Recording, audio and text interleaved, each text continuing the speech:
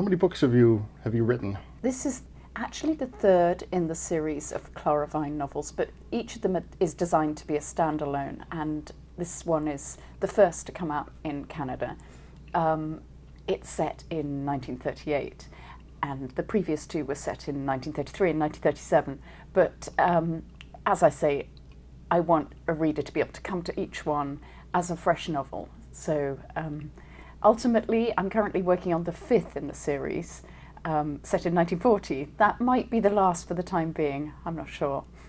I didn't realize it was a series until I got to the end, and I was like, oh, that's over. And then I turned a couple of pages, and there was the first chapter of the next book. I love that she's still in Berlin each time she considers leaving, because Clara is an actress. She's an Anglo-German actress in pre-war Berlin, and obviously being half English as she is, it becomes more and more difficult as the years lead up to war for her to stay in Germany and to not to be intensely harassed. And so in each novel she's faced the decision of should she go back to England or should she stay in Berlin, where she's made her home and where she has valuable work to do. Her work being intelligence work for the British security services. So each time at the end of the novel she makes that decision that she's going to stay, though as time passes it becomes more and more perilous for her. She has a love interest in this book. Is love interest the right word for Max? He's attractive, but she's also repelled because he's a really high-ranking German officer. He is, and she can't. She tells herself she does find him attractive, and she recognises that there's a kind of physical and a kind of intellectual attraction between them. But she tells herself she can't be attracted to him because outwardly he is a senior Nazi, and that he stands for everything she detests. So it's a kind of awkward relationship. But as the novel progresses, you discover that there might be more to the relationship than meets the eye, and that her instincts about Max are probably correct. And she's given a kind of a strange assignment by British intelligence, and that she's supposed to get friendly with somebody. The novel starts in Paris, and she's having a few days. She's as an actress on a film. She's having a few days in Paris, filming Belle Amie, which was genuinely being filmed in Paris in 1938, and she is relishing the fact that she's escaped from Berlin for a few days because it's such an oppressive place to live. And she's approached by somebody who turns out to be from British intelligence, who says, "We have something that we'd like you to do.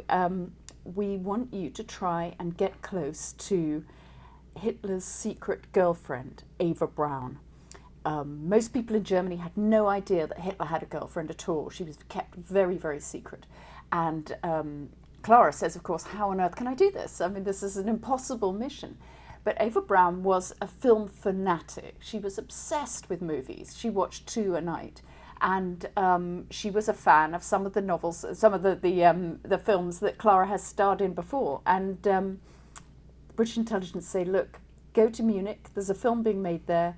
You're going to be cast in it, and we will engineer an introduction with Eva Braun. And that is what Clara does. And what she discovers through this encounter with Eva Braun is something of great value.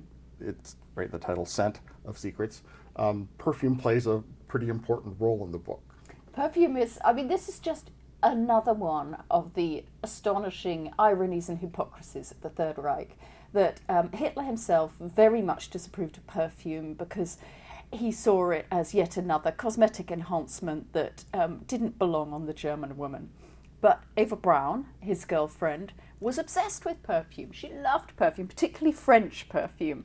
And in the early days of their courtship, she would go to perfume shops in Munich, and he would wait outside in the car while she was kind of trying different scents.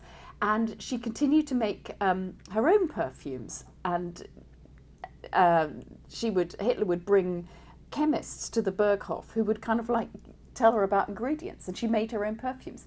And in the novel, I wanted perfume to be part of the novel because I had this idea right at the beginning of the power of scent, the way that it can evoke, probably the same as Proust, you know, the Proustian recollection, the way that perfume a sensory experience can evoke memories that you don't completely understand, you can't place. And I had this image of a scene in which a woman, a frightened young woman, smells a perfume and she can't remember why she finds that perfume threatening, but it bugs her so much that she has to find out.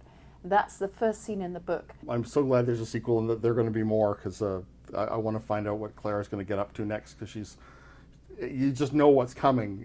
Poland is about to get invaded, and it's like, this is not going to be good. That's one of the joys of writing historical fiction, that you do know what's coming. So you put, but the difficulty is to put characters in scenes where they don't know what's coming. So, and to create the feeling. For example, at the end of the Scent of Secrets, I feature the real coup attempt that happened in 1938, when a very serious attempt to depose Hitler, and soldiers were mustered all around the Reich Chancellery, ready to seize Hitler and enter the Reich Chancellery, and it failed at the very last moment. And it's one of those great what-ifs of history.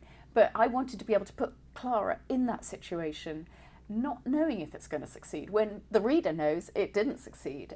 But I want the reader also to feel it might succeed. Wow, well done.